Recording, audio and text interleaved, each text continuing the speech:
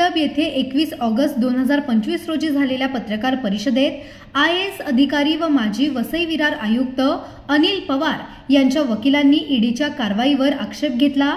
Advocate doctor Ujjwal Kumar Chavan यांनी सांगितले की पवार यांच्यावरचे आरोप निराधार असून ईडीने चुकीची माहिती प्रसारित केली आहे। कथित 41 अनधिकृत इमारतींचे बांधकाम पवार यांच्या कार्यकाळापूर्वीच झाले होते, तसेच त्यांनीच त्यावर कारवाई करून पाडकाम केले होते। ईडीने दाखवलेला मुद्देमाल व जप्त केलेली रोकड पवार यांच्याशी संबंधित नसून इतर आरोपींशी संबंधित आहे। आरोपांमागे कोणतीही आर्थिक साखळी नाही।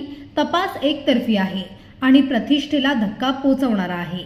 या प्रकरणात निपक्ष तपास व्हावा व न्याय मिळावा यासाठी हायकोर्टात धाव घेणार असल्याचे चव्हाण यांनी जाहीर केले आहे। जे फाउंडेशनल फॅक्ट मूलभूत जे तथ्य आवश्यक आहे ते पुरेसे नसतानाही याच्यामध्ये अटकेची कारवाई झाली। त्यामुळे कंटेक्स्ट संदर्भ जास्त महत्त्व आहे, कंटेंट मेरिट जी आहे या केसमध्ये कमी आहे। त्यामुळे ही अटक बेकायदेशीर आहे अशी आमची भूमिका आहे। Okay sir.